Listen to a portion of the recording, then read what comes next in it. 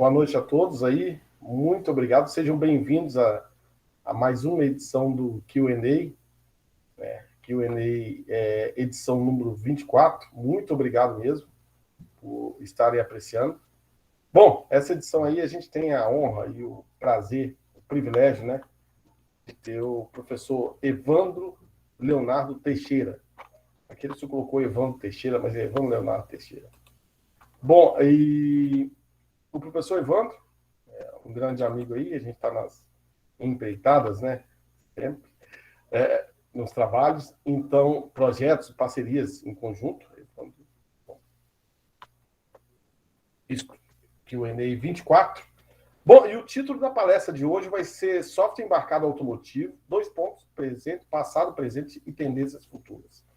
O professor Evandro, ele é engenheiro mecânico e mecatrônico formado pelo IFET de Goiás, mestre e doutor em sistemas mecatrônicos pela UNB, com doutorado de sanduíche pela Universidade de Cambridge, na Inglaterra.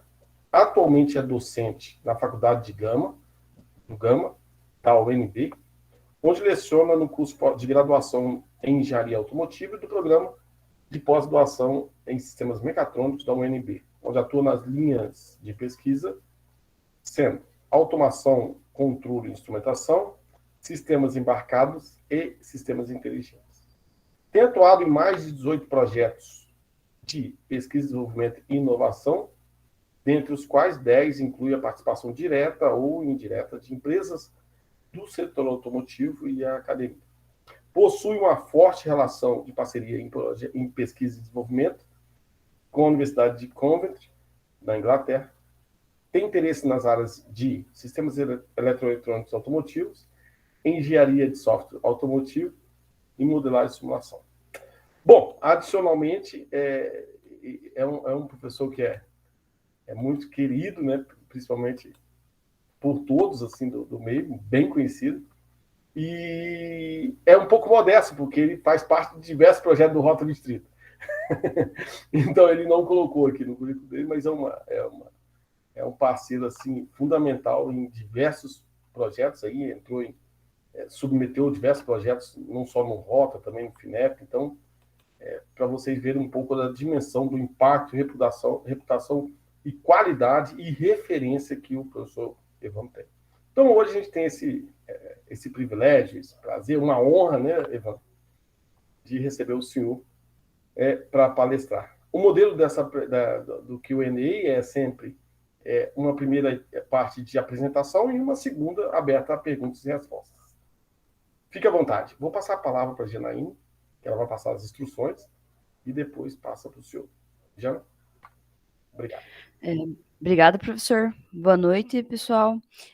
Como de costume, eu vou passar aqui no chat um formulário que vai computar a presença e virar certificado.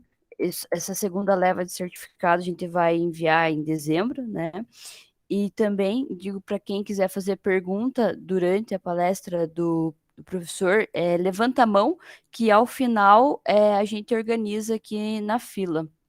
E quem ficar constrangido de falar, pode escrever no chat que a gente lê para o professor Evandro. Professor Evandro, a palavra é toda do senhor agora. Perfeito, bem, obrigado, Janaína, obrigado, professor Marcos, grande parceiro, já conheço o professor Marcos aí desde 2008, né, então, na época que eu trabalhava numa empresa, né, cuja matriz aqui em Brasília, a empresa Autotrac, né, que é a líder hoje no mercado, né, da parte de rastreamento e monitoramento automotivo do país, né, então, eu conheço o professor Marcos aí há mais de uma década, né, a gente está sempre em contato, né, em conversa, enfim, tá? Então, bem, pessoal, agradeço a todos, né, pela presença, tá? Eu fiz uma apresentação, né, para vocês, tá?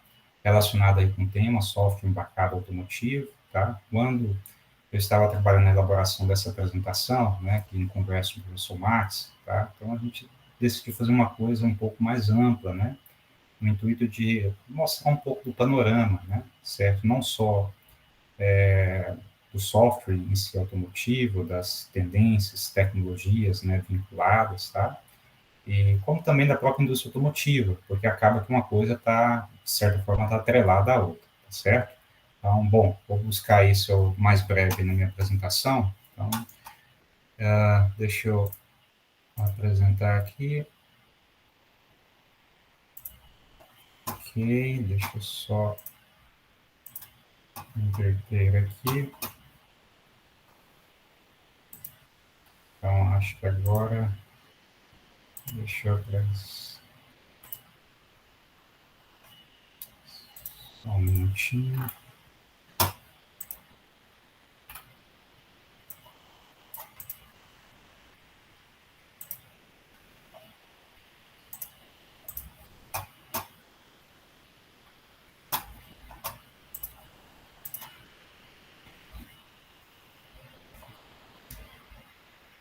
Acho que agora vocês estão vendo a minha tela, né?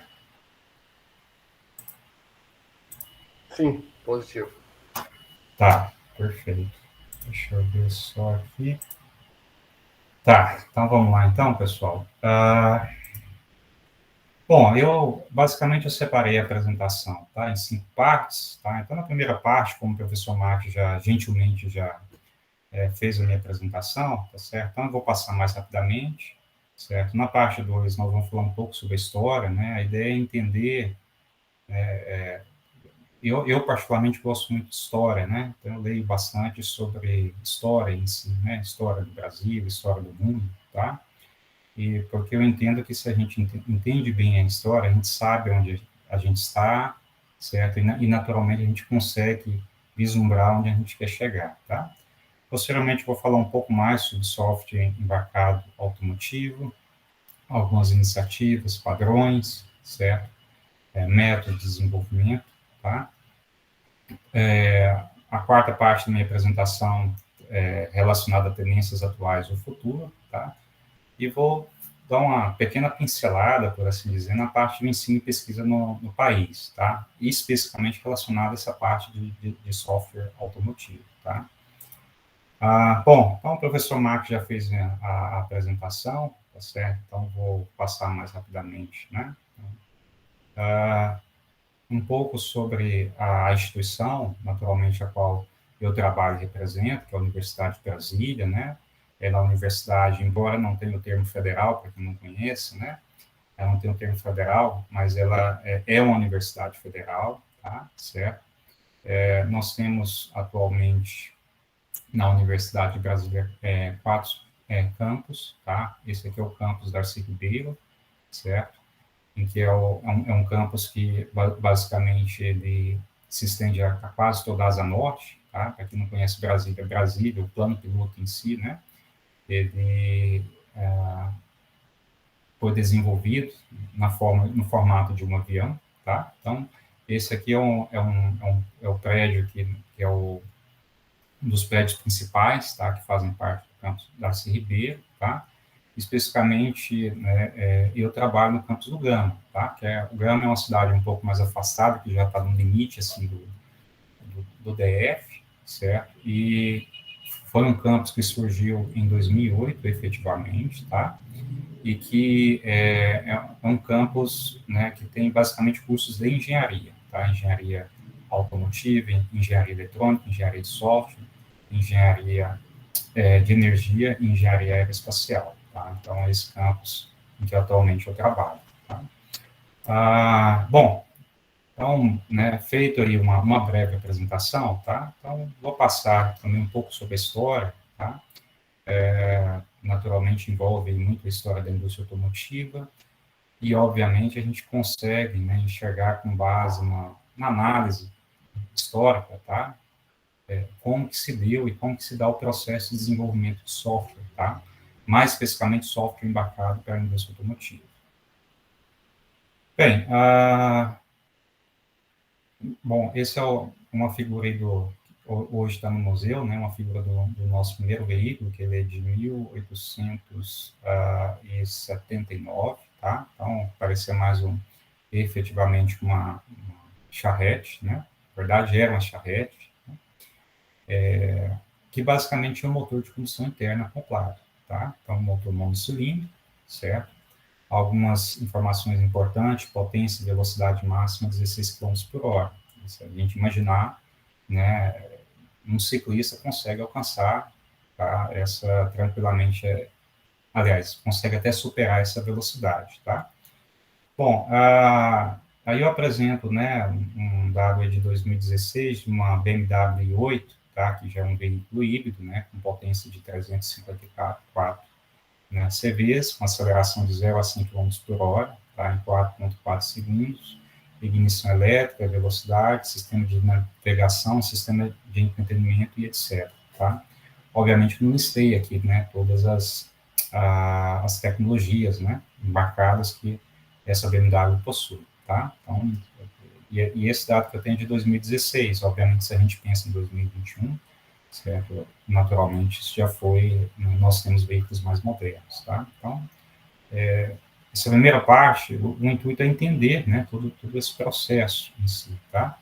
E aí eu coloco um ponto aqui bastante relevante, né, que até antes do modelo Ford de produção, tá, mais especificamente, né, quando se introduziu a produção em série, o interessante da gente analisar é o seguinte, né, a produção automotiva em si era uma produção departamental, então, quem tinha veículo nessa época era efetivamente pessoas, né, de classe média alta, tá? Elevado, então o veículo não era acessível para todo mundo, obviamente, tá? E aí aconteceu algo, né, surpreendente histórico, né, que a gente efetivamente tem que reconhecer que mudou, né, foi um dos eventos que mudaram a história da indústria automotiva, não só no Brasil, mas no mundo como um todo, né?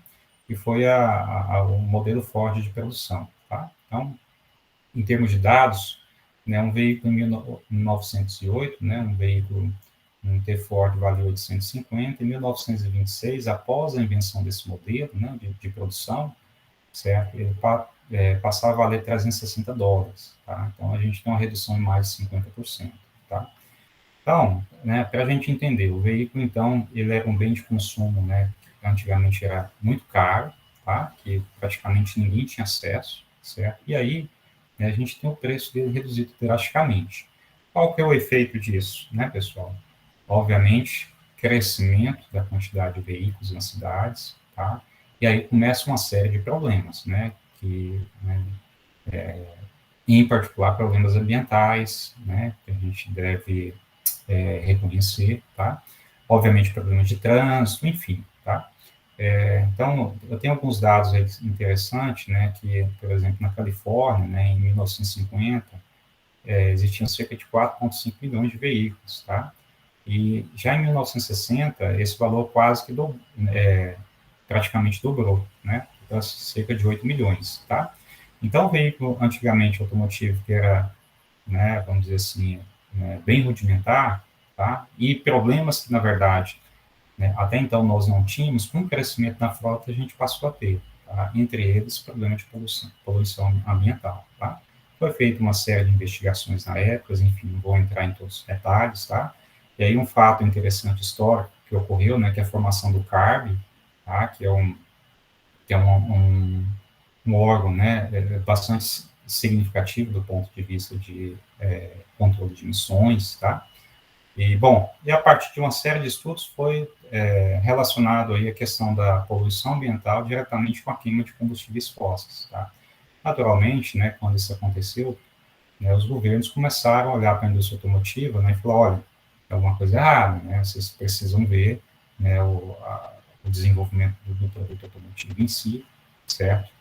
E assim sucessivamente, tá? Outro fato, né, interessante que a gente não pode ignorar que é a própria evolução da eletrônica em si, tá? Então, eu chamo bastante atenção aí do desenvolvimento do transistor em si, certo? Que é aquele componente que realmente é um dos componentes que eu diria que revolucionaram a história da humanidade. Se hoje nós temos computadores, smartphones, né, tablets, né, obviamente todos esses componentes possuem, né, circuitos microcontrolados, microprocessados, memória, registradoras, enfim, tudo à base de transistor. Tá? Bom, e né, alguns fatores históricos, né, a questão da eletrônica analógica também vem ganhando força. Com o passar do tempo, né, a eletrônica digital ela vem sendo desenvolvida, né, a gente vê o surgimento de circuitos integrados, tá certo? E, naturalmente, a indústria automotiva, né, ela passou a enxergar a indústria eletrônica, né, como uma grande fornecedora, né, de soluções, tá, certo, que poderiam ser utilizadas para resolver o problema da indústria automotiva. Naquela época, em particular, é a questão do controle dos níveis de emissões, tá? Então, aí a gente tem, na década de 70, o surgimento da injeção, né, e da ignição eletrônica, tá? Certo? Então, um esforço, né, uma tentativa de, né, reduzir os níveis de emissões, certo? Quer dizer, eu ter sistemas, né, eletrônicos que pudessem, né, permitir um melhor gerenciamento do motor, tá? Ou melhor, né, nessa época a gente nem fala ainda em gerenciamento do motor, mas de ou uma melhor injeção ou melhor ignição, tá certo? Considerando, obviamente, os estados de funcionamento do motor, tá? Bem, né, como que tudo ocorreu, né? Naturalmente, né, as ECUs nessa época eram ECUs basicamente analógicas, tá? A arquitetura de software em si era monolítica, então a gente tinha poucas linhas de código, certo? Não havia comunicação, né, entre componentes, tá? E aí quando a gente fala componentes mais especificamente entre as ECUs, tá? Certo? E sistemas automotivos possuíam pouquíssimas ECUs, certo? Então, bom, esses aqui são só alguns dados de uma ECU, certo? Dessa época, que é uma LH Getronic, certo? Lembrando que o sistema Getronic era um sistema que controlava apenas a injeção, né? Nós não tínhamos ainda o controle da ignição, né, nessa ECU, certo? Bem, posteriormente, né, à medida que a indústria eletrônica ela vem evoluindo também, surgindo novos componentes eletrônicos, a indústria automotiva passou, né, a olhar, né, as potencialidades, né, certo? Então, a nossa frota de veículos, né, está cada vez mais crescendo, a gente começa a ter problemas de tráfego em si, tá? E aí começa, né, com o aumento da frota de veículos, começa a ter questões aí que envolvem tanto a segurança quanto o conforto, certo? Então, aí algo que surgiu aí na década de 80, né, que chama bastante atenção é o sistema de frenagem anti-bloqueio, que já é uma função relativamente antiga, certo? Mas que é de fundamental importância para garantir, né, a segurança veicular, tá? E aí nós temos também uma série não só de componentes, né, como subsistemas, que são desenvolvidos no intuito de promover a redução dos níveis de emissões, tá? Então, eu coloquei só alguns exemplos, pessoal. Essa lista, ela é realmente, assim, ela é muito grande e, obviamente, numa palestra de 50 minutos eu não conseguiria, né, esgotar toda essa lista, tá? Dentre elas, incorporação da sonda lambda, catalisadores, recirculação dos gases exaustão, né, sistema emissível evaporativo, certo? E, obviamente, lá para o final da década de 80 surge o que a gente chama de sistema de gerenciamento do motor, né? Bem, na década de 80, desculpa, de 90, tá, nós temos aí funções aí que envolvem navegação e telemetria, né, o GPS, tá, o controle de cruzeiro adaptativo, né, algo que chama bastante atenção nessa época aí, que é a incorporação de redes automotivas, certo? Né, que até então, né, as funções, automotivas, só para a gente entender historicamente, à medida que a venda de veículos foi aumentando, né, e que nós precisávamos ter, né, um maior controle, né, a maior oferta de funções automotivas, naturalmente o número de componentes eletrônicos começou a subir e, obviamente, o número de ECUs, certo? Arquitetura de software, né, mais distribuída, então a gente já começa a pensar, tá, em uma arquitetura de software distribuída, ou seja, né, uma função, ela não é executada individualmente em uma única ECU, mas ela passa a ser executada em mais de uma ECU, tá?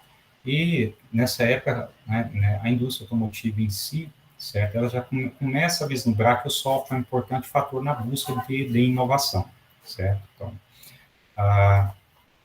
avançando um pouco mais, tá? Então, aí nós temos aí de 2000 a 2010, né, sistemas ADAS, né?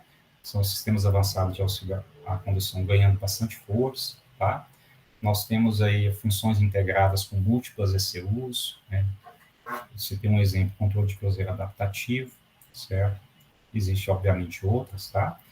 Nós começamos a ter um aumento da complexidade, certo? Significativa do desenvolvimento da parte de software automotivo, porque o processo decisório é distribuído, certo? Então, não basta eu individualmente olhar para uma única ECU, certo? Ou quando a ECU está executando uma determinada estratégia de controle, certo? Avaliá-la individualmente, tá? Eu tenho que pensar que existem funções de mais alto níveis hierárquicos, certo? E que o funcionamento de uma ECU afeta o funcionamento de uma outra ECU, tá?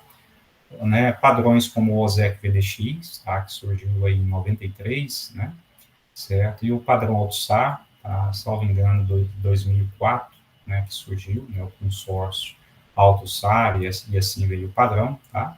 E aí também a gente pode destacar o próprio ciclo de desenvolvimento, né? Bem, só para a gente, né, se situar, tá? Então a gente passa a observar que há um crescimento exponencial, tá? Na utilização de componentes eletroeletrônicos e, obviamente, que o software também vem ganhando espaço, né, nesse processo, tá?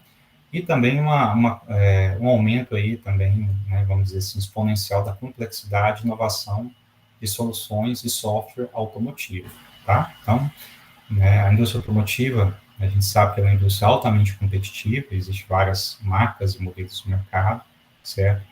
E ela sabe, acaba que, né, uma marca em si, ela só consegue sobreviver, certo? Se efetivamente a cada modelo lançado, ela consegue atrair, né, novos clientes, certo? Aqui só para a gente ter uma ideia, né, tá, da evolução, por exemplo, esse é só um exemplo da plataforma Golf, tá?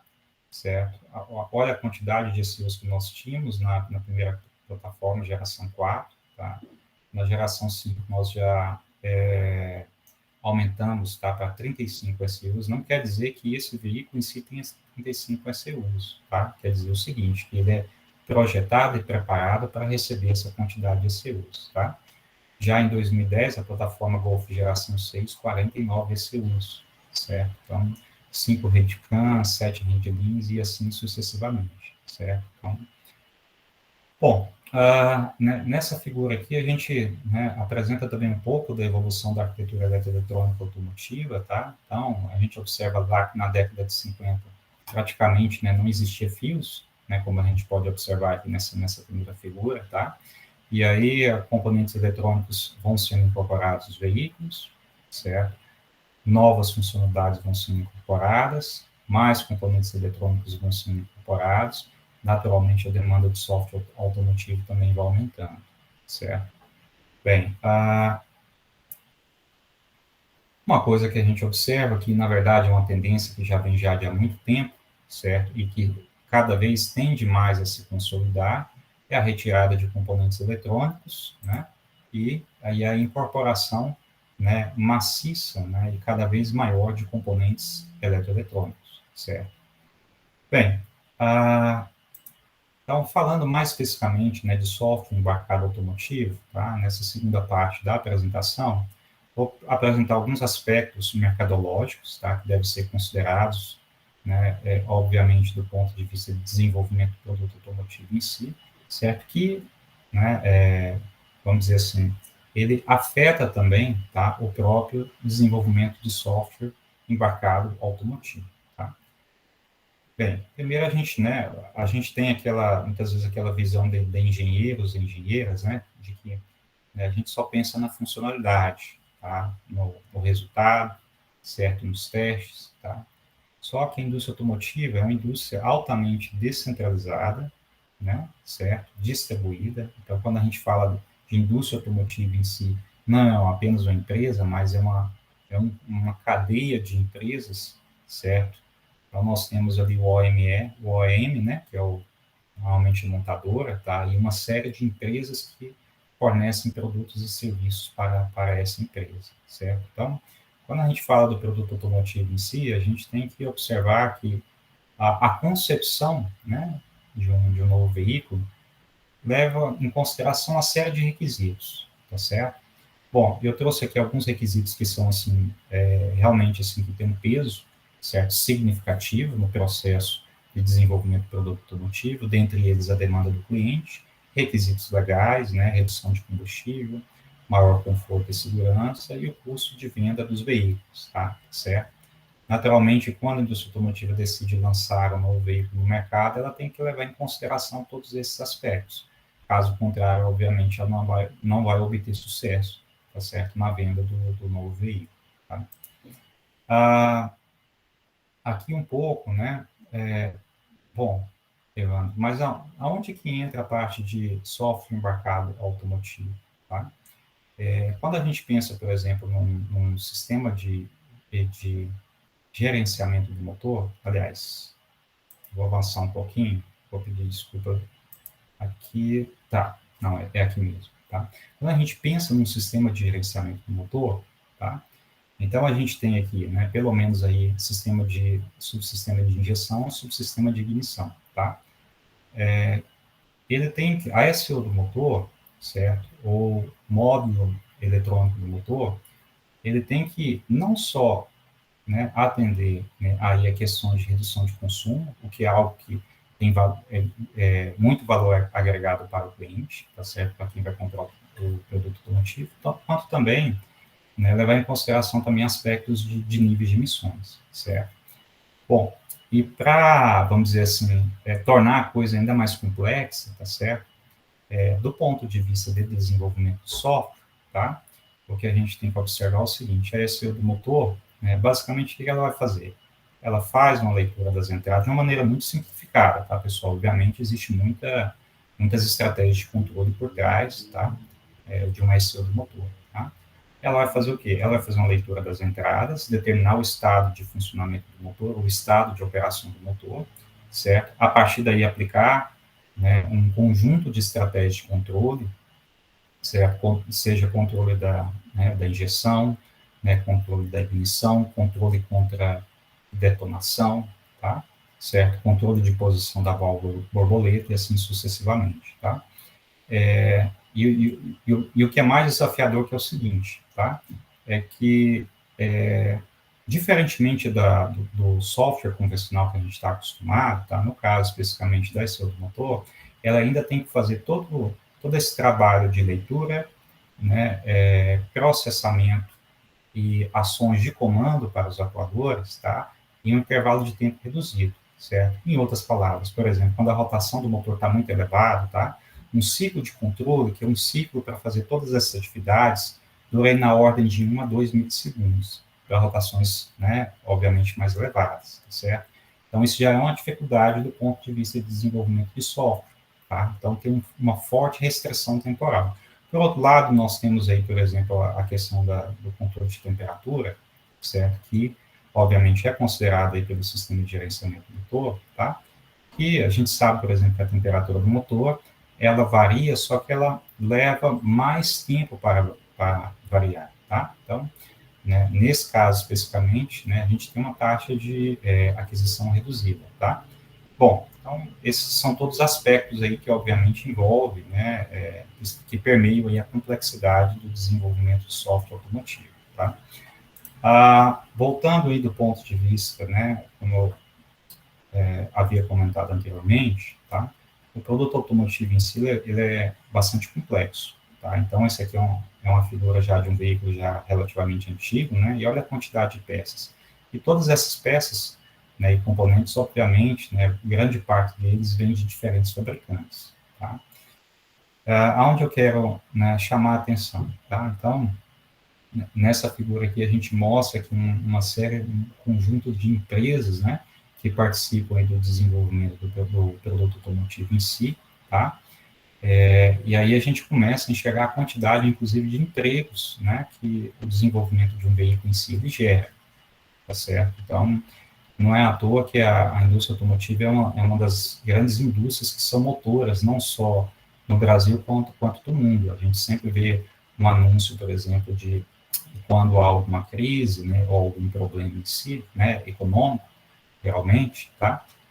A primeira imagem que passa é da indústria automotiva, normalmente, né, fazendo demissões, tá? E vice-versa, tá? Então, é uma quantidade absurda de empresas, né, de profissionais, certo? de técnicos, né, que estão ali por trás para desenvolver o produto automotivo, tá? Do ponto de vista de software embarcado automotivo em si, tá? Uma outra coisa que a gente observa ao longo do tempo é a própria, não só, obviamente, assim como a indústria automotiva se aproveita num bom sentido, né, da indústria eletrônica, do desenvolvimento de componentes eletrônicos, ela também passa a incorporar também, certo, vamos dizer assim, os avanços do ponto de vista de desenvolvimento de software em si, tá? Então, a gente tem a primeira SEO que surgiu em si, né, que tinha poucas linhas de código, a programação era toda estruturada, tá certo? Depois a gente vem com programação orientada a objetos, né, e também aí a introdução de sistemas operacionais em tempo reais, certo? E, posteriormente, a programação em rede distribuída. Claro que isso vem evoluindo, tá? Então, aqui é só uma figura para ilustrar, né? Então, aqui, por exemplo, nós temos aqui, né, uma série de condições if else, tá? Então, na programação estruturada em si, a gente tem, né, uma aplicação monolítica, então, nós não temos, né, recursos, nós não temos gerenciamento de recursos, tá? Nós temos pouca influência sobre memória, tá? Sobre prioridades, certo? Então, né, com a evolução, com a programação orientada a objetos, né, certo? Eu coloco programação orientada a objetos, mas mais especificamente com a introdução dos sistemas operacionais, tá? A gente consegue ter um maior domínio, tá? Da questão da complexidade do desenvolvimento de software, tá? Então, no SEO ela passa a ter mais interfaces, certo? Essas interfaces elas podem ser acessadas de forma concorrente, algo que na programação estruturada, né, era praticamente, né, impossível, tá? Certo? Obviamente surgem outros problemas, né, como questão de sincronização entre tarefas e threads, certo? E uma série de outras questões aí relacionadas aí à parte de sistemas operacionais, tá? Bem, depois a gente passa a ter uma evolução para a parte de programação em rede distribuída. Eu já comentei com vocês um pouco a respeito. Então, né, uma função em uma ECU, certo? Ela passa a depender da execução de uma outra função em uma outra ECU, tá? Mais à frente eu vou apresentar aqui um exemplo, certo? Para a gente ter uma boa ideia disso, né? O caso, por exemplo, da função ACC, que já é uma função controle de cruzeiro adaptativo, é uma função já relativamente conhecida, né? E, obviamente, não disponível ainda em todos os veículos, mas para que essa função ocorra, para que nós tenhamos essa função, a gente precisa ter comunicação entre os módulos, tá? Então, a função ACC é aquela função, né, que mantém a velocidade cruzeiro, né, certo? Mas quando, né, a gente tem um veículo à frente, e esse veículo à frente, por exemplo, reduz a velocidade, o veículo em que nós estamos, ele vai reduzir a velocidade também no intuito de manter o que a gente chama de time gap, né? É uma distância, né, do veículo à frente do ponto de vista de segurança. Uma vez que, né, o veículo à frente ou ele acelerou, ou ele simplesmente fez uma conversão, tá? O veículo em que a gente está, ele naturalmente ele acelera e busca manter aquela velocidade, né, de cruzeiro novamente. Então, nesse caso específico, nós temos o que? A gente precisa controlar a aceleração do veículo, quanto também a frenagem, tá? Então, né, como a aceleração é de responsabilidade mais especificamente do módulo de controle do motor, tá? E a função de frenagem com o módulo, né, do freio eletrônico, tá? Para que nós não tenhamos que implementar essas funcionalidades de aceleração e frenagem, tá, em uma outra ECU, simplesmente a gente, né, distribui as funcionalidades, tá, através de uma rede automotiva, certo? E aí, obviamente, a ECU que possui a função, né, do controle de cruzeiro adaptativo, ela se comunica com essas outras ECUs, tá certo? No intuito de trocar informações e permitir a frenagem e a aceleração do veículo, tá? Bem, dando continuidade, então, né, o ciclo V de desenvolvimento, certo? Que é um ciclo de desenvolvimento do produto automotivo em si, certo? Que vem sendo utilizado, né, já há algum tempo pela indústria automotiva, para desenvolver, né, não só o produto automotivo, mas, obviamente, né, toda a parte de software automotivo também. Então, vem desde da concepção, certo, até requisitos de sistemas, né, geração de código, testes e assim sucessivamente, tá? O importante é que esse ciclo ele garante, ele possui em cada etapa, né, ciclos de verificação e validação de tal forma de garantir que uma determinada etapa do ciclo, certo, que a gente só passe para a próxima etapa de desenvolvimento quando aquela etapa nós temos segurança de que, né, nós fizemos os testes necessários para garantir de que, né, aquela etapa foi bem executada, certo? Isso é uma solução de sucesso que a indústria automotiva, obviamente, já utiliza, tá? Nós temos também, né, do ponto de vista de software embarcado automotivo em si, a utilização de projeto baseado em modelos, tá? Com o crescimento da complexidade do software embarcado automotivo, tá? Né? Então, nós estamos falando aí, né, de milhares, né, em alguns casos, aí, milhões de linhas de código, tá? Obviamente, é impossível já para um time, certo, gerenciar, né, todo o desenvolvimento, né, código por código, linha por linha, tá? Então, o que a indústria automotiva, né, hoje ela já trabalha de uma maneira assim muito forte, é o quê? É desenvolver, né, software automotivo através de modelos, né? Então, nós, na engenharia, nós conhecemos muito, né, ferramentas como MATLAB, Simulink, tá? Então, eu desenvolvo ali a funcionalidade, testo, certo? E utilizo aí de ferramentas de geração de código automático, tá? Para que, né, aquele bloco, aquela função em si, ela, né, essa ferramenta de geração de código automático, ela possa converter, né, aquela funcionalidade em código em si, certo? Bem, alguns padrões em que a indústria automotiva utiliza, o padrão ASAN, né, MCD, certo, que é um padrão aí bem interessante, que, né, a ideia desse padrão, ele surgiu, né, em particular, devido à necessidade de compatibilidade, certo, de diferentes ferramentas para desenvolvimento de software automotivo, tá? Então, como nós vimos no slide anterior, nós temos, né, diversas empresas aí que desenvolvem, né, não só software automotivo, também com ferramentas de desenvolvimento de software automotivo, tá? E, bom, e para que haja vamos dizer assim, uma comunicação, certo? Não só comunicação, mas também até mesmo a questão de proteção de propriedade intelectual, tá? Certo?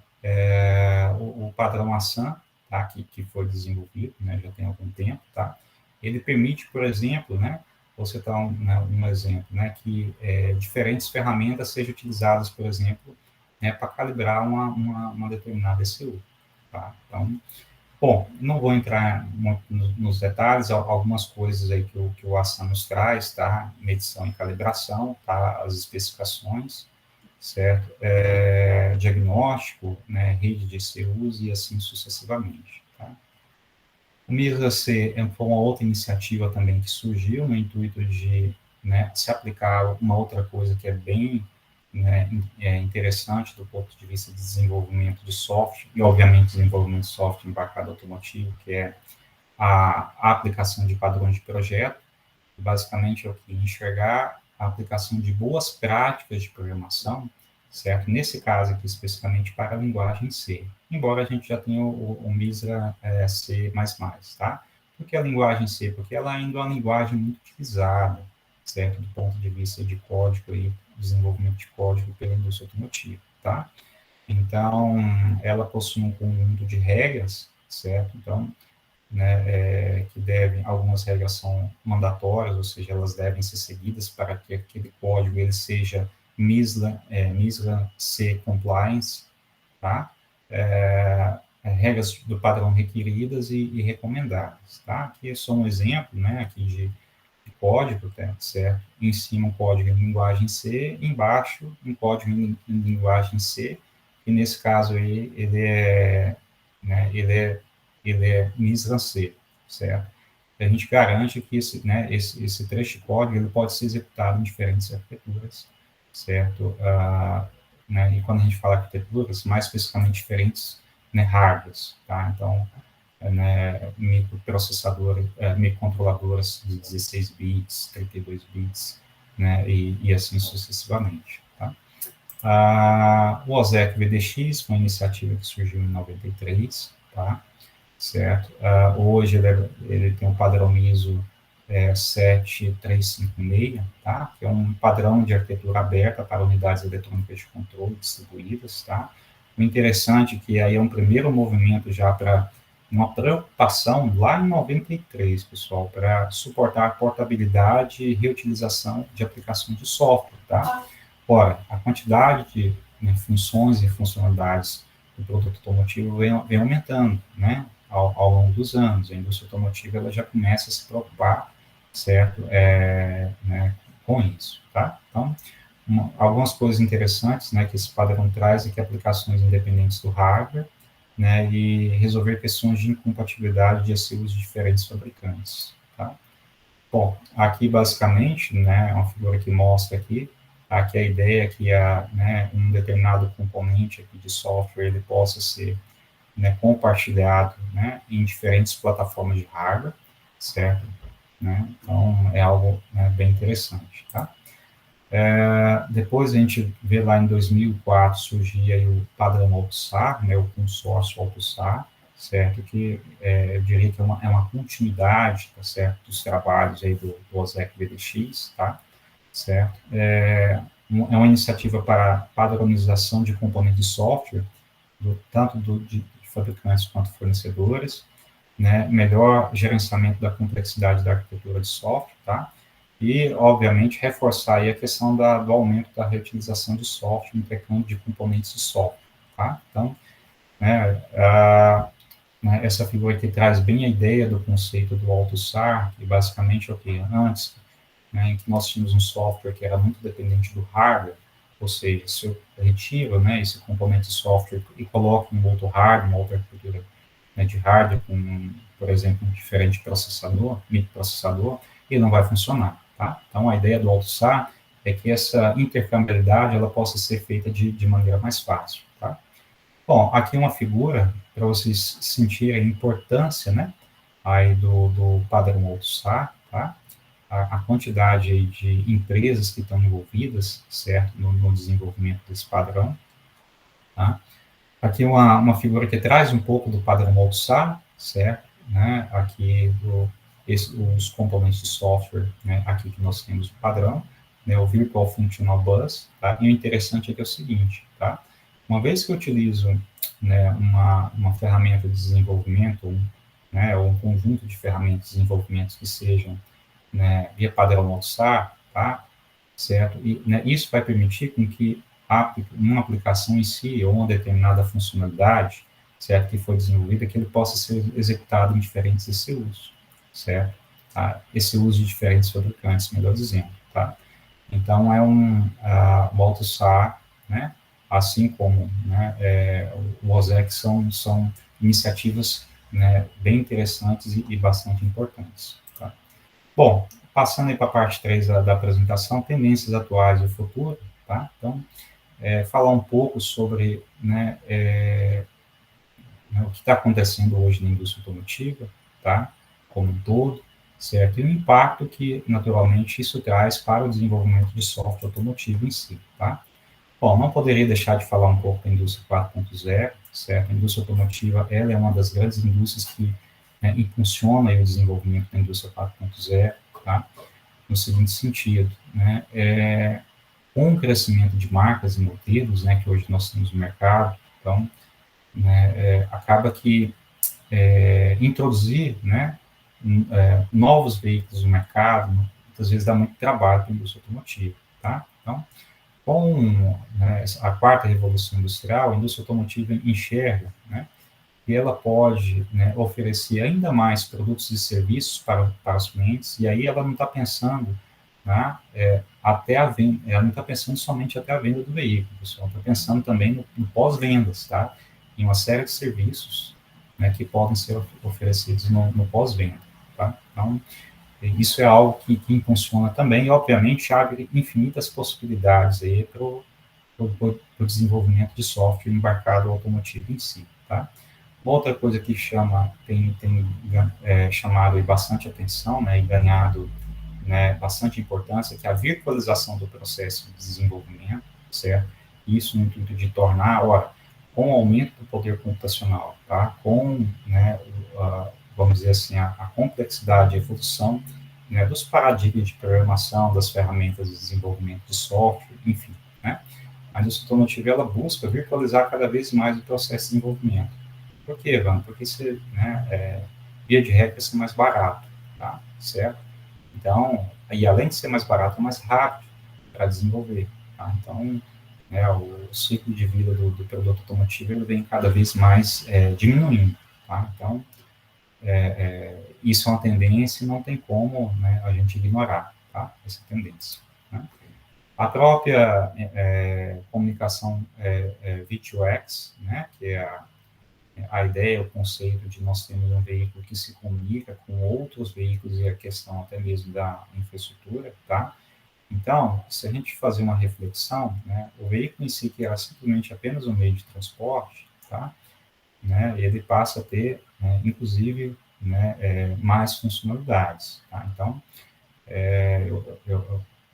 hoje a gente sabe que a gente tem um problema muito sério com o trânsito nas grandes cidades, certo? A gente entende que, né, promover a comunicação entre veículos, né, e entre o veículo e a infraestrutura, isso permite, né, isso tem um potencial de, né, aumentar aí significativamente, melhor dizendo, reduzir significativamente os problemas, né, que nós temos em relação ao trânsito, tá? Bom, não poderia deixar de falar de veículos elétricos e híbridos, né, que é uma tendência aí tecnológica que, né, não tem como a gente fugir, tá? Então, a gente sabe que, né, por conta das mudanças climáticas hoje que nós estamos vivendo, os governos têm adotado cada vez mais, né, políticas, né, de redução das emissões, tá? Alguns governos já estão até adotando políticas de zero emissões, já anunciaram, certo? As chamadas políticas ZEV, tá? Então, bom, aumento da conectividade, tá? Isso é algo também que que efetivamente traz, vamos dizer assim, traz o produto automotivo para um novo patamar, tá? Ora, a gente sabe hoje que, né, nós como, né, não só nós, mas em particular os jovens, né, eles estão o tempo todo conectados, então eles estão acessando redes sociais, enfim, né, e o que tem se observado, tá, é que, né, em alguns países como o Brasil, por exemplo, os jovens já não se interessam por carros como se interessavam anteriormente. Então, a indústria automotiva, obviamente, se preocupa muito em fazer com que, né, esses jovens voltem, né, ou se interessem cada vez mais por carros, tá? E, obviamente, um dos caminhos aí é aumentar a conectividade, tá? Então, nessa linha aí, né, então, só para a gente resumir aí, né, então, até mesmo né, vamos dizer assim, uma sigla desse evento, né, que nós estamos participando, né, que são as quartas automotivas, que envolve aí tanto a parte de veículos conectados, eletrificação, né, a parte de mobilidade, né, e veículos autônomos. Tá? Bem, uma outra questão que a gente também não poderia deixar de chamar a atenção, né, que o próprio desenvolvimento de software automotivo em si, pessoal, não é simplesmente mais desenvolver código, desenvolver funcionalidades, é incorporar, né, conceitos, mais do que isso, incorporar contexto aos veículos, certo? Então, existe aí uma forte tendência, né, de cada vez mais introduzir inteligência, tá, nos veículos. Obviamente, né, a gente pensando, a gente sabe que a gente tem um grande desafio aí, que é o veículo autônomo, certo? Para que efetivamente ele seja, né, que seja efetivamente nas ruas, né, transitando, a gente precisa, né, vamos dizer assim, incorporar a inteligência, né, nos veículos, obviamente aplicando, né, técnicas aí tanto de machine learning quanto de deep learning, né. Bem, já adiantei um pouco sobre, né, veículos autônomos, não tem como a gente fugir disso, tá? Então, Daí a gente pode imaginar a quantidade de software, né, automotivo, certo? Então, nós não temos mais funções, né, apenas para frear, né, acelerar, mudar de direção de um veículo, né? Nós precisamos de funções de software, né, que capturem, né, que façam que a percepção do ambiente, certo? Que, né, enxergue o ambiente em si, tá? A detecção de objetos e assim sucessivamente, tá? Então, que tomem decisões do ponto de vista de caminho que o veículo deve percorrer, certo? Que tenha uma, né, visão, né, em si do ambiente, certo? Então, tudo isso incorporado, né, está vindo muito forte para ser incorporado em si no produto automotivo, tá? Bom, e naturalmente, pessoal, tudo isso leva também à evolução da arquitetura eletroeletrônica, tá? Então, nos slides anteriores, né, eu postei até a arquitetura, né, distribuída, certo? Que é, olha só, essa primeira aqui, tá? Essa aqui de 2010. Então, a gente tem, naturalmente, uma evolução. E o interessante, né, é que se nós analisarmos lá no início da indústria automotiva, nós saímos da arquitetura centralizada, em que as funções eram executadas em apenas um ECU, e passamos para a arquitetura distribuída, tá? Só que acaba que, né, com o aumento do poder computacional, né, desenvolvimento de, né, processadores e, né, memórias, né, cada vez mais com, como é que eu vou dizer assim, uma maior oferta, né, de poder computacional, tá? Acaba que, né, as funções de software em si, elas estão sendo, na indústria automotiva está enxergando uma forma de aglutinadas, tá, em menos ECUs, certo? Então, a gente está voltando, né, à arquitetura, né, centralizada, só que agora por domínio, tá, que é um outro conceito, certo? Bem, a aplicação aí do ISO 26262, tá, que é segurança funcional, certo? Que também é algo também bastante importante, não é só desenvolver o software, mas garantir que aquele software, né, ele seja seguro, certo? A gente sabe que, né, o produto automotivo em si, né, ele tem uma série de requisitos de segurança que devem ser atendidos, tá certo? E naturalmente, né, isso deve ser considerado, obviamente, no desenvolvimento de software embarcado automotivo, tá? Bom, uma outra tendência aí que, né, que a gente tem notado, tá, que é o Software Defined Vehicles, tá, ou Software Defined Cars, certo? Que é realmente uma ruptura de paradigma do ponto de vista do produto automotivo, certo? No intuito da gente conseguir, por exemplo, fazer atualizações de forma remota, tá? E enxergar de que o produto automotivo em si, ele passa a ser mais dependente de funcionalidades de software do que antigamente, e também a gente passa a agregar cada vez mais importância do ponto de vista do fornecimento de soluções inovadoras para componentes e funções de software, certo? Bem, essa figura aqui é uma figura que, né, que mostra aí a questão do software over the air, né, que permitir uma atualização, por exemplo, de um determinado de uma determinada ECU, tá certo? Pela, né, vamos dizer assim, pela internet ou pelo ar, tá? Então, são todas questões aí que permeiam aí, que estão aí realmente muito altas e que a gente, né, quem trabalha nessa área, quem está se especializando nessa área, tem que prestar bastante atenção, tá certo? Obviamente, né, a quantidade de oportunidades, realmente, ela se torna, né, bem significativa, tá? Para finalizar, vou falar muito rapidamente, tá, pessoal? Na parte de ensino e pesquisa, certo? Na verdade, um pouco mais em cima, tá? Hoje no país, e aí chamando a atenção para alguns pontos, né? Por exemplo, né? Essa é uma lista que eu tirei hoje, né, do EMEC, tá? De cursos de engenharia automotiva em nível de graduação no país, certo? Então, se a gente comparar com outros países, nós temos, né, assim, um número relativamente pequeno de cursos. Não estou dizendo que não temos cursos, né, de engenharia automotiva do ponto de vista de especialização, mestrado, doutorado, tá? Mas, diante de tudo isso que está acontecendo hoje, tá? Que essa revolução que a indústria automotiva ela vem sofrendo, certo? É algo que chama bastante atenção, tá? Lembrando que em 2012 o Brasil era o quarto maior consumidor mundial de veículos, certo? Então, a gente tem um mercado em potencial.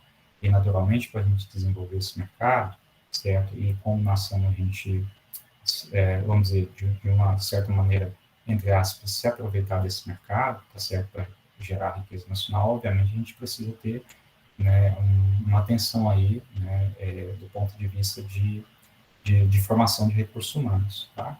Bom, as dificuldades, né, e desafios são imensos, só listei aqui alguns aqui, tá? Certo? Material didático na língua local é praticamente inexistente, poucos cursos em nível de graduação, iniciativas muito pontuais no país, entre outros, tá?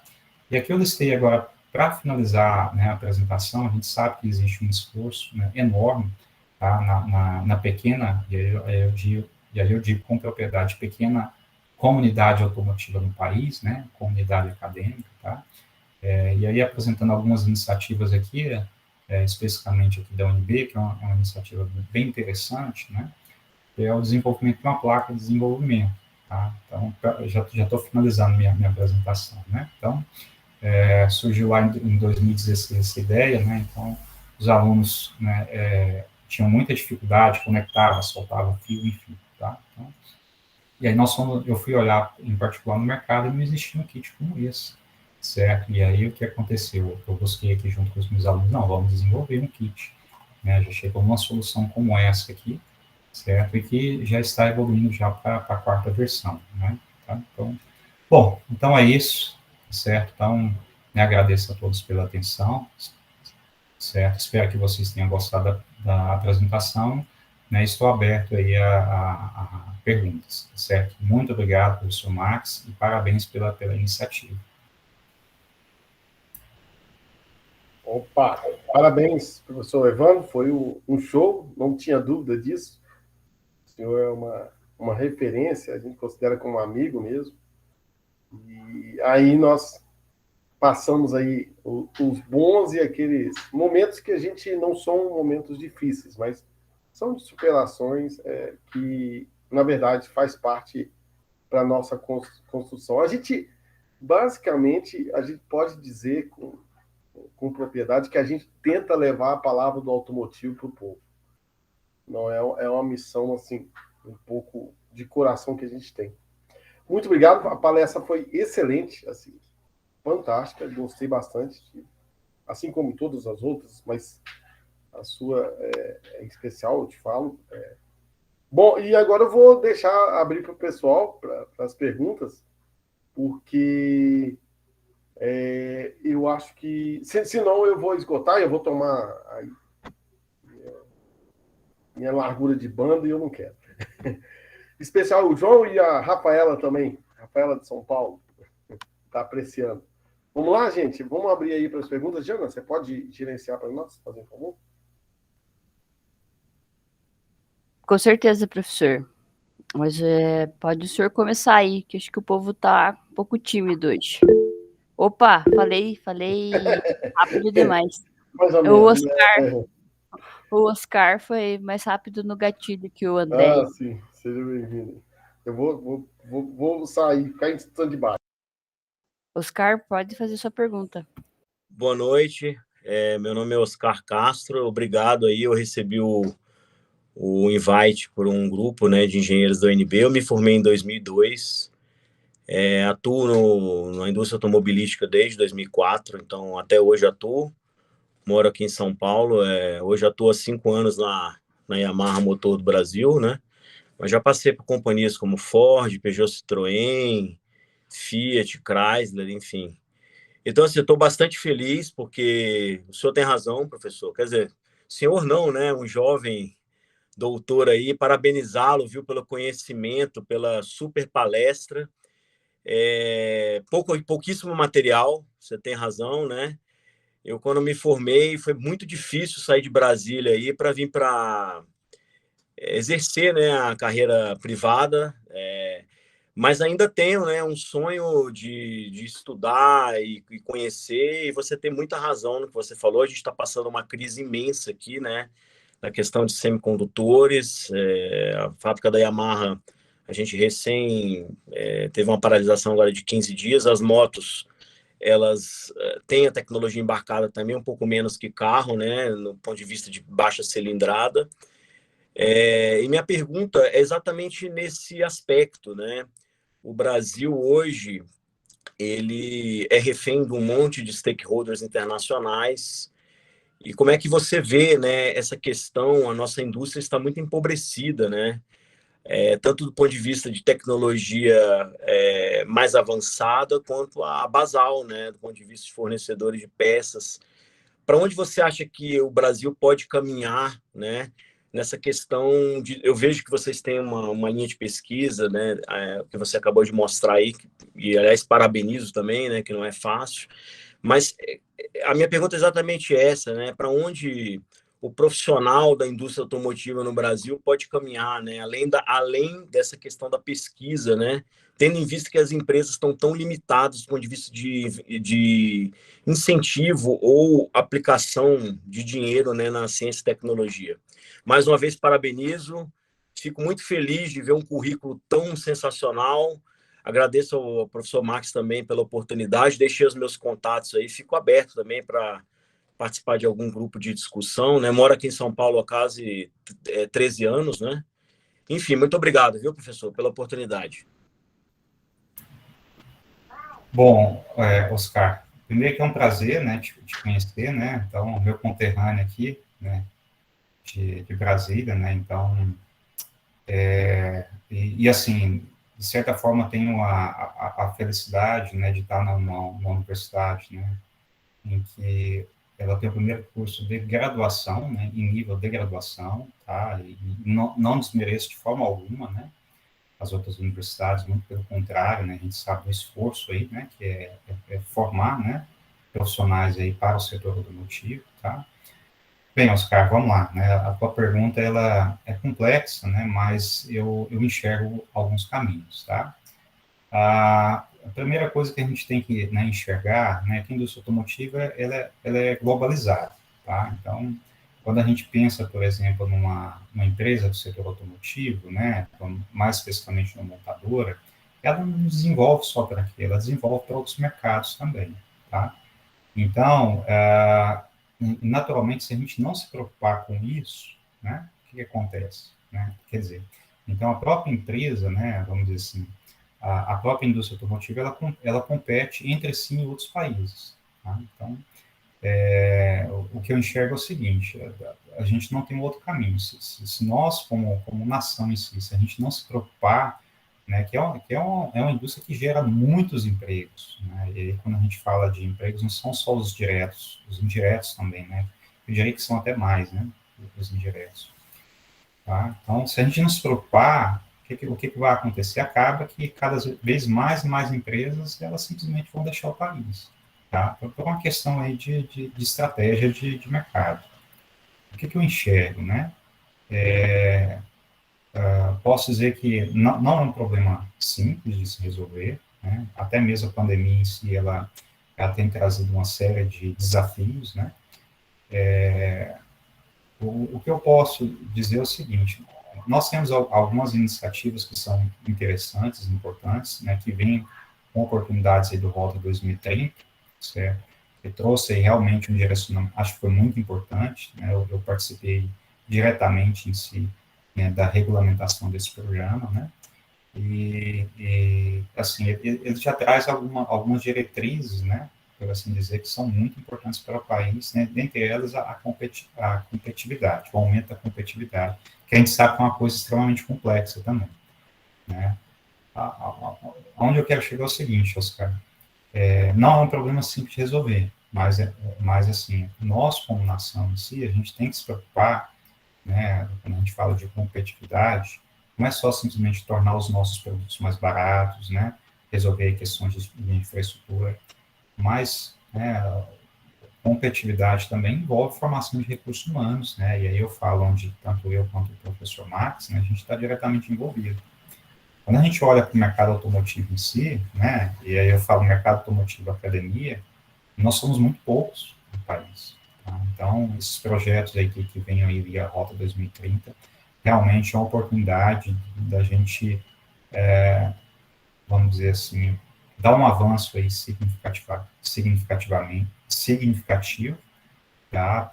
Para aumentar a nossa competitividade, certo? Formando recursos humanos, né, especializados. Porque a gente só tem dois caminhos, né, Oscar? Ou a gente realmente encara, né, essa realidade, certo? Ou simplesmente a gente vai ver cada vez mais empresas indo para fora. E aí a gente começa a ter mais e mais cortes de vagas, tá? A segunda parte da tua pergunta, né? Como tornar a nossa, né? Porque a gente sabe que a indústria automotiva, ela também, a nossa indústria, ela é dependente da indústria de fora, tá? Eu entendo, né, que isso passa também, Oscar, certo? Eu não tenho, talvez, toda a resposta para essa pergunta, mas eu entendo que isso passa muito pela questão da formação de recursos humanos, em ter pessoas efetivamente especializadas aqui no país, tá? Eu já visitei, já tive a oportunidade de ir em várias montadoras e muitas vezes uma dificuldade até técnica de conversar, né, com o pessoal que estava na linha de frente, porque simplesmente me falavam assim, pessoas, isso é uma caixa preta para a gente, tá? Então, né, imagina como que a matriz, por exemplo, né, ela vai, né, investir num país, por exemplo, que tem, né, pouca mão de obra especializada nessa área, tá? Então, passa por todo um processo, viu, Oscar? Né? E eu entendo, assim, que a gente precisa, né, ir por esse caminho, porque ou a gente vai por esse caminho, né, de avançar com a nossa indústria, ou realmente, assim, a coisa vai ficar ainda mais complexa, mais complicada, certo? Bem, não sei se eu respondi, talvez eu possa ter, né, acho que eu respondi toda a tua pergunta. Muito obrigado, viu? Muito obrigado. Unidos venceremos, viu, professor? Com certeza. Obrigado e parabéns mais uma vez à palestra aí e a oportunidade. Eu que agradeço. Eu vou aproveitar a carona, Oscar. Eu estou vendo que você é conterrâneo lá de Minas, então você é da época do Mundim, do Marcos Mundim, do Lagnier, do Gilmar. Na verdade, eu sou de Brasília, né, mesmo, né? Mas você trabalhou na Fiat também? Trabalhei na Fiat, e trabalhei, inclusive, na Atlas ainda, né, no início da carreira. Eu queria fazer duas colocações. Primeiro, eu queria fazer uma pergunta. Usam Redicam nas motos?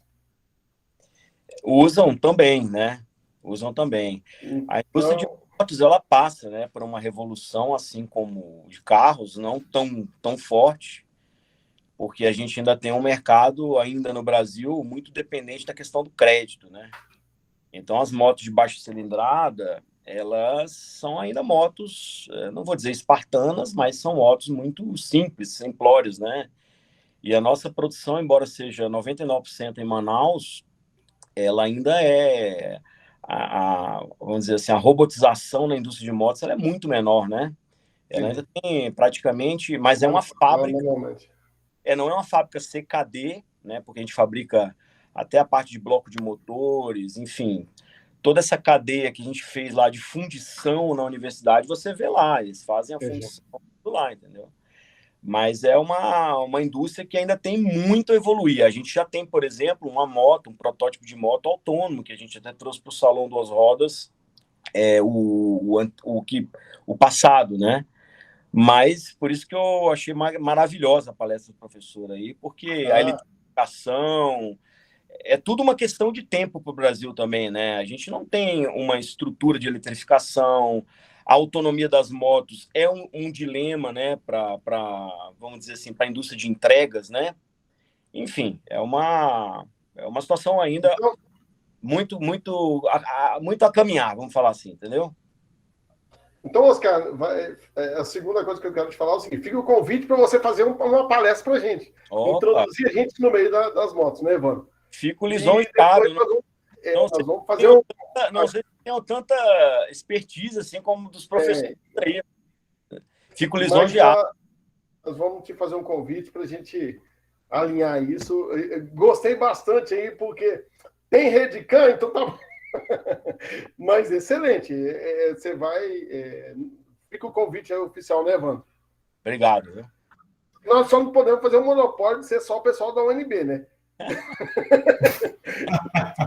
Semana que vem tem o Alessandro. Mas muito obrigado mesmo. Assim. Semana que vem tem o Alessandro. Obrigado, Oscar. Seja interveniente aí e está sendo muito positivo. Mas já fica aí, nós vamos pegar o seu contato para você nos dar um pouco de motivação, porque o mercado de motos, eu acho que nunca desce, né? Só cresce. Tá bem, viu? Eu pago meus boletos assim, viu, professor? Obrigado. Antes de passar a palavra para o André, seguir com a pergunta dele, eu vou fazer algumas considerações que o professor Fernando Osório colocou aqui no chat, né? Que ele falou que o engenheiro ele tem que trabalhar de maneira interdisciplinar, né? Com o engenheiro automotivo, trabalha com engenheiro mecatrônico, engenheiro mecânico, engenheiro de computação, e que as disciplinas mecânica, eletrônica, computação, automação, automotivo se completam e se complementam. E que a receita é investir em ensino, pesquisa, desenvolvimento e inovação, porque o Brasil já fez o carro a álcool, agora desenvolve o carro híbrido. Isso é tecnologia, isso é produto do Brasil. Né? Ele faz essas considerações e agora eu passo a palavra para o André Luiz. Alô, boa noite. Boa noite. Tudo bem? Tudo Professor, bom, parabéns aí, Evandro, pela palestra. Eu não sou engenheiro, infelizmente, eu sou administrador e tenho uma outra formação, estou fazendo um curso de pós-graduação no qual o Max é um dos professores e ele me trouxe para as quartas automotivas e eu estou agregando bastante valor de conhecimento. Eu venho de uma formação de indústria e mais ligado para comercial, e o que eu sinto falta e vem fechar muito com o que você comentou sobre esse abandono da indústria brasileira, acontece também em todo o segmento, tanto na área comercial quanto no que diz respeito à indústria, que é a minha principal formação de conhecimento, que é a indústria de pneus. Para tu ter uma ordem de ideia, hoje mesmo eu estava conversando com uns amigos, falando sobre o mercado de pneus. Nós temos um sério problema na indústria brasileira de que, quando o dólar sobe, falta pneu no mercado, os caras estão exportando, e hoje um pneu de carga, por exemplo, um pneu borrachudo que usa da parte do eixo traseiro, o eixo de tração, tem em torno de R$ 2.900 a R$ 3.600 a unidade, e um direcional está saindo em torno de R$ 2.500 a R$ 600. E não tem pneu para vender, tem mercado para crescer, como você falou.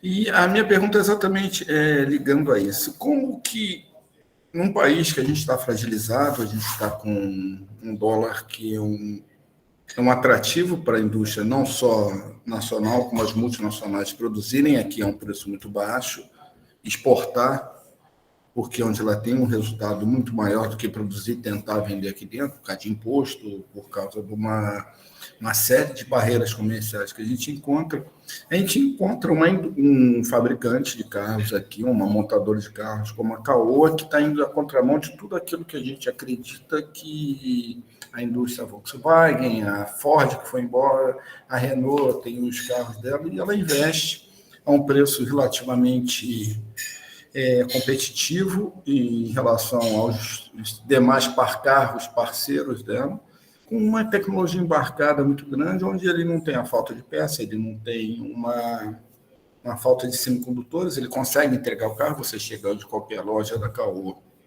você consegue comprar um carro com uma certa facilidade, que em outros segmentos, como o próprio rapaz aí de São Paulo falou das motos, está tendo dificuldade.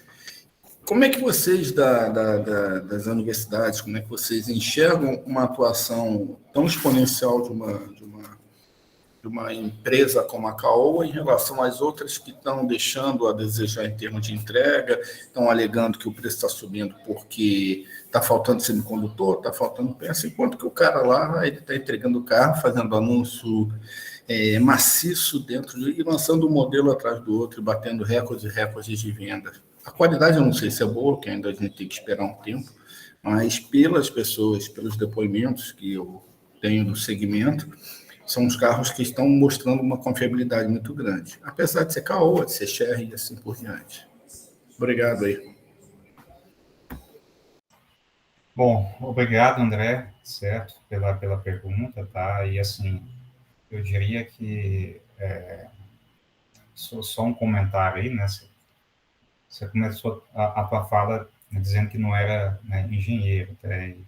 E, assim, é louvável, né, para você que seja de uma outra área, né, enfim, né, querer atuar na área de engenharia. Eu entendo que você deve estar enfrentando muitos desafios, mas você está com uma pessoa aí que realmente... Não, desafio bastante, é diário. Não, mas você tá nas mãos aí de uma pessoa que realmente tem, assim, contribuído muito, né, para a formação, né, na área automotiva aqui no país, que é o professor Max Maurer, tá? Então, qualquer pessoa hoje da área automotiva, você fala em Max Maurer, ele sabe quem que é, entendeu? Então, não, é o nome, assim, que ecoa São aí no oportunidades país. únicas, é isso aí. Eu acho que eu estou aproveitando ao máximo isso e Exato, exato. Bom, vamos lá. Assim, essa questão aí né, que é colocado aí, da cadeia de suprimentos em si, né, que envolve a indústria automotiva, né? Não só a indústria automotiva, viu, André? Muitas outras indústrias aí estão sofrendo, tá? É uma realidade, viu, André? Isso aí, e não é só aqui no Brasil, não, é no mundo inteiro, tá? Eu vou te dar um exemplo, né? Eu, né, como professor aqui da UNB, agora com essa questão da pandemia, né, desenvolvi esses projetos, essas placas que não tem hoje no mercado para vender, para lecionar. E aí foi num site de uma né, das mais conceituadas empresas que vende semicondutores, componentes eletrônicos, e não tem, falta. Uma coisa que eu nunca vi na minha vida, né, desde da época que eu era estudante, certo? Então, isso de fato é uma realidade, tá? E não tem como a gente ignorar isso aí, tá? Isso afeta, né, não só a indústria automotiva, a indústria como um todo, certo? Então, eu tenho colegas que são da área médica, né, da área de biomédica, e aí você imagina, né? Então, falta componente para fabricar um ECU, imagina, né, componentes para fabricar um equipamento médico, tá? Então, essa efetivamente é uma realidade, tá? Bem, em relação ao comentário específico, né, que você fez em relação à Caoa, tá? A empresa Caoa, tá? Bem, eu entendo que ela tem a sua importância no contexto nacional, tá? Vamos dizer assim, a empresa em si, ela adota suas próprias estratégias, certo? E algumas vezes são, né, assim, e aí eu estou dizendo assim, sendo bem aberto para você, minha opinião, né? São não, controversos, né? eu digo no sentido, Evandro, Uhum, não de que é a melhor empresa do mundo. Eu sei das dificuldades que o mercado tem, eu sei o quanto esse cara ele transita por uns meios que não são muito, digamos, transitava naquele hoje é falecido, uhum, mas eu conheço gente que trabalha lá e diz que não é essa maravilha toda, não. Mas eu não entendo, a minha grande dúvida é exatamente, pô, uhum, ele consegue coisas que as outras não conseguem. Estão entendendo? Você pegar um comparativo de um Tigo 5, Tigo 10, Tigo sei lá quanto, com qualquer carro que ele faz comparativo, a diferença de preço chega a 30, 40 mil reais. A uhum, matemática não fecha, não sei onde é que ele consegue fazer isso. Você está entendendo? é, É complicado entender isso. E eu não vejo a movimentação digamos assim, dos grandes pesadões no mercado, Peugeot, Citroën e o que for, é uma contrapartida disso. O cara está batendo na cara de todos eles, está deixando ocupar o mercado, e daqui a pouco o cara desaparece, larga e fica nós, consumidores, engenheiros profissionais que estão ligados a isso, com esse tipo de coisa. A minha dúvida é exatamente como é que ele consegue e ninguém se movimenta ao contrário disso. Como é que ele consegue peça, a Volkswagen não consegue, a Renault não consegue e assim por diante. assim, é uma boa pergunta, viu, André? É uma boa pergunta, tá? Infelizmente, não tenho, né, uma resposta para você, né, em relação a esse quesito, não, tá? O que eu posso dizer que é uma realidade essa questão, né? A gente, como o professor Marcos comentou, a gente participa aí de vários projetos aí vinculados à Rota 2030. Muitas vezes a gente não consegue falar com as pessoas porque elas estão de férias coletivas, né?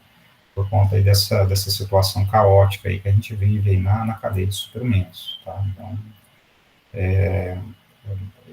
e como que a CAUA consegue superar isso? Assim, infelizmente, eu não tenho uma resposta para você, né?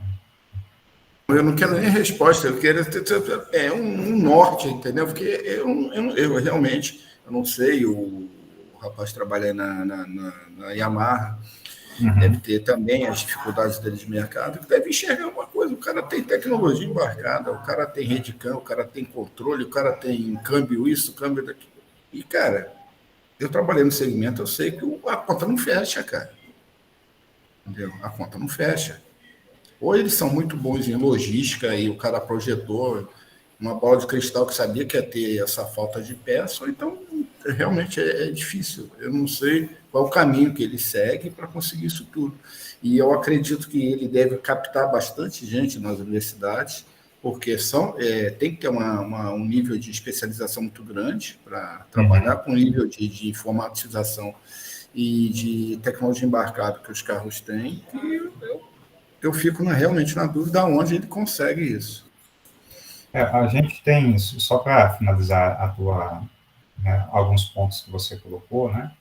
Então, por exemplo, eu tenho a felicidade de ter uma ex-aluna nossa aqui do curso de automotiva, das primeiras turmas que trabalha hoje na CAOA, né? A gente tem a CAOA aqui em Anápolis, né? Que é onde efetivamente é uma das montadoras, né? Certo? Aí do grupo CAOA Sharing, né?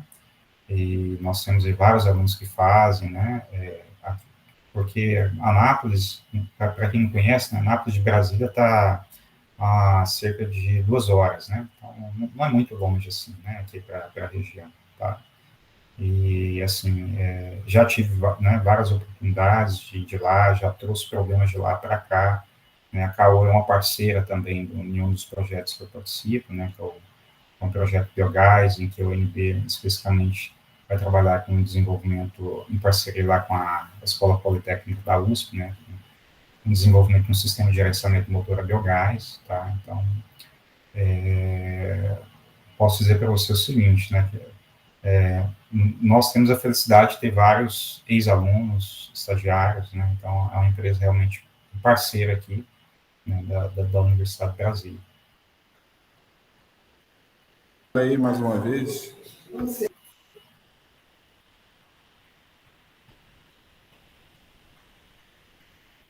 Acho que o professor Max caiu, né? Caiu. Se alguém tiver mais alguma pergunta. Professor Evandro, tem uma pergunta do Helder aqui. Qual a opinião do professor sobre esse ECU reprogramável quanto ao software? ECU reprogramável quanto ao software. Eu acho que é questão do desenvolvimento, não sei. Helder, se quiser falar aí para explicar. Desculpa, Helder, eu não entendi talvez se pudesse explicar um pouco melhor a tua pergunta.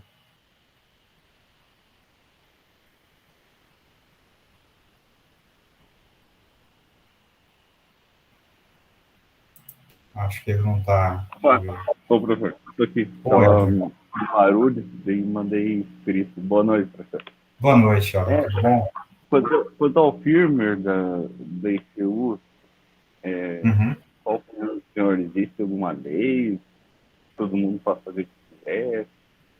Tem alguma questão? Você pode repetir, por gentileza, Helder? Assim, falhou na hora que você estava perguntando, eu não te ouvi direito. Quanto ao firmware, professor, das ECUs reprogramáveis, software livre, qual a opinião do senhor? Tem alguma lei específica? Bom, vamos lá, Helder. Na verdade, assim, né, uma coisa, né, na verdade, a gente tem, né, várias iniciativas, né, de ECUs reprogramáveis, tá? Então, hoje, né, as empresas que normalmente trabalham com ECUs, elas têm uma linha que eles chamam de motorsport, tá? De ECUs reprogramáveis, né? Por exemplo, aqui, né, na UNB, por exemplo, dentro do contexto do projeto Biogás, nós estamos adquirindo um ECU reprogramável, né? E um ECU Bosch, inclusive, né? Normalmente elas têm valores, né, maiores de mercado, tá? certo? Mas são para desenvolver atividades muito específicas, tá? Porque, assim, é um pouco complicado, e até entendo a indústria automotiva, né? Primeiro, assim, porque boa parte do desenvolvimento, né, de um SU, tá? Infelizmente, hoje, via de regra, né, boa parte desse desenvolvimento é feito lá fora, infelizmente, tá? Então, assim, acaba que, né, quando a gente coloca um SU hoje no veículo aqui no país, a grande maioria, né, trabalha no intuito de ajustar os parâmetros aqui da SU, processo de calibração, tá? Mas para atender esse mercado específico, né, de motorsport, que eventualmente alguém que quer fazer uma customização de algum motor, que é um mercado muito específico, né, existem algumas soluções, né, que são ECUs abertas, tá? E vou dizer assim, não somente ECUs do mercado automotivo em si, tá? Existe aí, né, diversas iniciativas aí de ECUs, né, de código aberto, tá? Então, mas assim, se você me perguntar assim, professor, a ECU, por exemplo, de um veículo comercial, tá? Quando que ela vai ter o código dela aberto? Tá? Eu vou dizer assim, tá? Eu posso estar errado, mas eu acho muito difícil, tá? Porque imagina, né, o seguinte, não é só simplesmente você abrir, né, o código ou permitir que o usuário, o programador ou o customizador em si faça algumas alterações, tá? É o impacto que isso aí tem, por exemplo, né, você fez essas alterações, você está conduzindo o veículo, eventualmente ocorre um acidente, certo? E aí, qual que é de quem que é a responsabilidade, entendeu? Eu falo isso porque eu trabalho também com perícia automotiva, né? E perícia normalmente envolve uma série de processos judiciais, então é uma coisa um pouco delicada. Uma coisa é você fazer como um customizador, outra coisa é você fazer modificações, por exemplo, e colocar em vários veículos, né? Então, bom, eu não sei se eu respondi acho que eu respondi a tua pergunta, né, Helder? Obrigado. Perfeito. Mais perguntas, pessoal? Estou aberto aí a perguntas.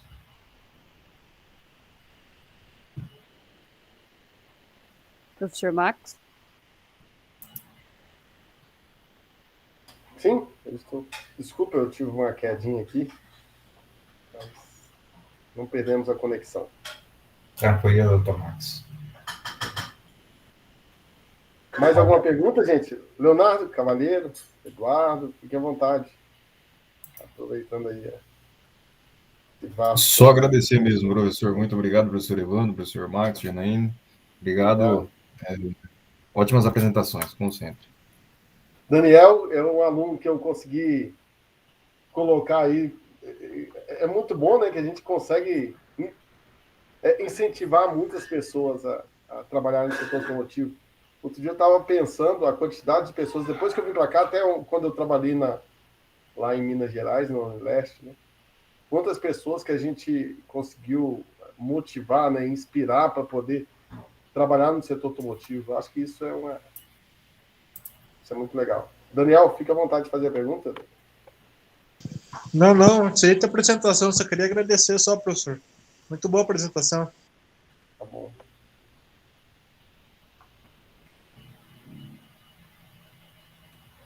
Bom, então acho que não vou tomar muito seu tempo, Evandro. Que isso, eu acho que foi ótimo. O Osório está aí. Muito obrigado, foi ótimo. Eu gostaria que a gente pudesse abrir pelo menos as câmeras para tirar uma foto de lembrança. Eu acho que foi dentro do timeline aí para não tomar seu tempo. Tá? Eduardo, tudo bem? A gente tira uma foto aí. Satisfação aí te ver. Cavaleiro, tá diferente. Cavaleiro, cada época que eu vejo ele tá de um jeito. Ô, Helder, tudo bem? Botelho. Oscar, então a Janaína entra em contato contigo, eu também, para a gente dar uma alinhada aí. Tá? Será um prazer. Se você puder depois compartilhar o teu contato, Oscar, né? Claro. Claro. Tá bom. Não sei se vocês querem que eu coloque aqui o meu e-mail também, eu posso colocar aqui no Vou colocar o meu e-mail aqui. Ô, Rodrigo, tem hardware de loop para moto? Tem sim. Tem, pior que tem. Que pergunta, né? Eu acho que tem, deve ter. A gente tem exemplos, inclusive, para fazer o teste e a simulação da moto no loop com simulador. Tem bastante coisa. Fala, Shima. Oh, não tem nenhuma aplicação de moto no MATLAB, viu? Agora tem.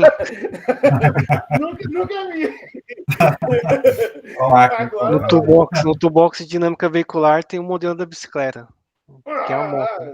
Não, tudo bem. Vamos mal, Shima. Tem inclusive um kit Arduino, né? Com o modelo da moto, né, Shima? Isso, o self-balancing. Né? Exato.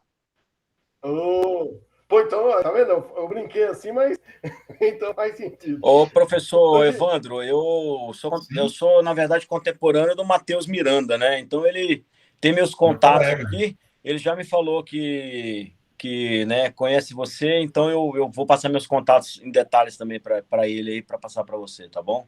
Perfeito. Matheus é um grande parceiro nosso aqui, especialista em ergonomia, né? Então... Legal. Excelente. Gente, então eu agradeço muito, né? Eu vou fazer só o fechamento só oficial para me desligar a câmera. Agradeço muito aí a participação de todos. Professor Evandro, em especial como sempre, o senhor dando um show. Realmente te ouvir é muito bom, assim, como vários outros colegas, mas o senhor em especial, a gente sempre aprende, a gente nunca cansa de te ouvir, né? Bom, e aí falta depois ir em Brasília tomar uma cerveja, né? Porque aí é o melhor de tudo.